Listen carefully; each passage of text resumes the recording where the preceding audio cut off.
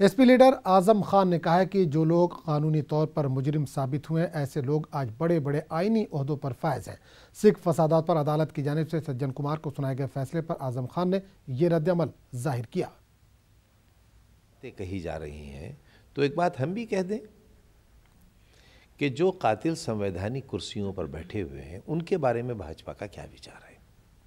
Supreme court ने 1 दिन की सज़ा कल्याण सिंह को दी बाबरी मस्जिद डिमोलिशन में बेगुनाहों के मारे जाने में। जिसे 1 दिन की सज़ा सुप्रीम कोर्ट ने दी वो संवैधानिक कुर्सी पर बैठे हैं, गवर्नर हैं। उनके बारे में क्या कहना है भारतीय जनता पार्टी का। गुजरात के दंगों में कितने लोग मारे गए, 1984 के दंगों से कहीं ज़्यादा लोग गुजरात में मारे गए। क्या हुआ, एसआईटी की जांचों का क्या नतीजा निकला, सीबीआई जांच का क्या नतीजा निकला।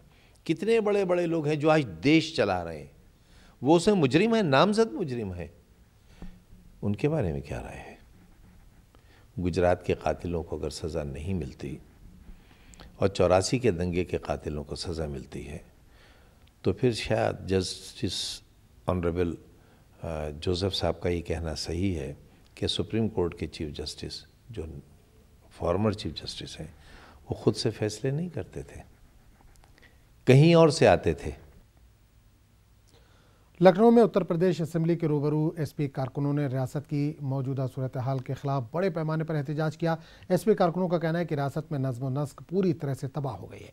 हर तरफ अफरा तफरी का माहौल है। किसान खुदकुशी करने पर मजबूर है, जबकि रियासती हुकूमत अवामी मसाइल को हल करने में पूरी तरह से नाकाम हो गई है।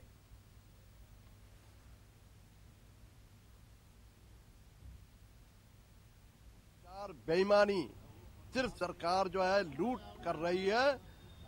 किसानों का कोई आज तक गन्ने का हजारों करोड़ का पेमेंट नहीं हुआ, धान खरीद हो नहीं रही है, ताले लटक रहे हैं, नहरों में पानी नहीं जा रहा है और एक भी नौकरी किसी नौजवान को दी नहीं गई।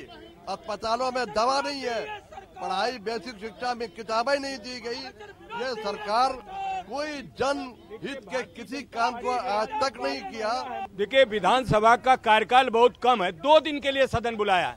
ये प्रदेश दुनिया का सबसे बड़ा प्रदेश है। इस प्रदेश में अपार जो समस्याएं हैं उन समस्याओं को सदन में ही उठाया जा सकता है। समाजवादी पार्टी के नेता माननीय अखिलेश यादव जी ने कहा कि सदन को 90 दिन चलाने वाली भारतीय जनता पार्टी जो वादा करती थी वो 90 दिन कहाँ गया, और 2 दिन के लिए कुल सदन बुलाया केवल अनुपूरक बजट के लिए और बजट का बंदरबांट करने के लिए। किसान रो रहा है, ना उनका आलू लिया जा रहा है, ना धान लिया जा रहा है, ना गन्ना लिया जा रहा है। गन्ना लिया भी गया तो उनको उनका मूल्य नहीं दिया जा रहा। चारों तरफ अफरा तफरी है, किसान आत्महत्या कर रहे हैं।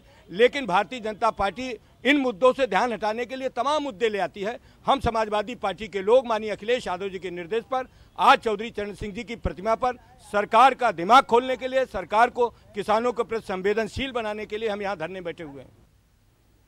राजन, एक बार फिर आपको बता दें कि वज़ीर-ए-आज़म नरेंद्र मोदी मुंबई पहुंच चुके हैं, जहां वो महाराष्ट्र में 41,000 करोड़ मालियत के इंफ्रास्ट्रक्चर और हाउसिंग प्रोजेक्ट का इफ्तिताह करेंगे। इस पूरे मामले पर बात करने के लिए हम सीधे रुख करेंगे मुंबई का, जहां से हमारे नुमाइंदे अमित इस वक्त जुड़ रहे हैं। अमित, पीएम पहुंच चुके हैं मुंबई, आज का क्या शेड्यूल है, क्या प्रोग्राम है पीएम का?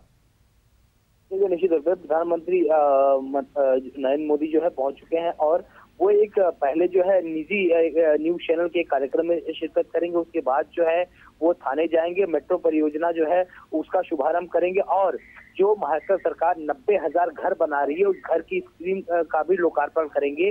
उसके बाद वो थाने से पुणे जाएंगे, वहां पर भी जो है मेट्रो परियोजना का शुभारंभ करेंगे। तो ये इनका दिन भर का कार्यक्रम है और पुणे से जो है वो दिल्ली जो है रवाना हो जाएंगे। बिल्कुल, अमित, एक चीज ये जानना चाहेंगे, शिवसेना ने बाइकआउट किया पीएम के दौरे का, इसकी क्या वजह मानी जा रही है? देखिए, 2 दिन पहले जो है यहाँ पर 2 दिन पहले है यहाँ पर कोस्टल रोड के भूमि पूजन का कार्यक्रम हुआ था।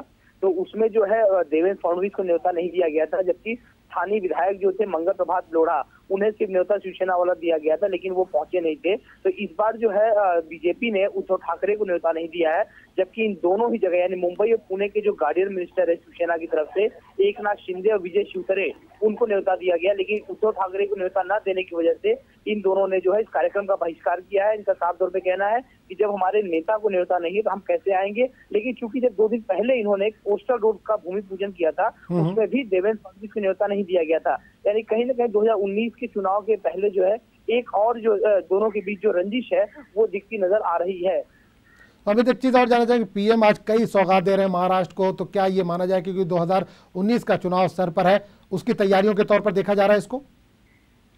देखिए, अगर राजनीतिक रूप से देखा जाए तो निश्चित रूप से जो है उसी की चीज तैयारियों को देखते हुए ये सारी चीजें की जा रही है। लेकिन ये जो मेट्रो परियोजना है इसके बारे में जो कई वर्षों विचार चल रहा है, कई सारे रूट्स जो है वो शुरू हो चुके हैं, कई सारे रूट्स की परियोजना का शुभारंभ जो है आज यहाँ पर किया जाएगा।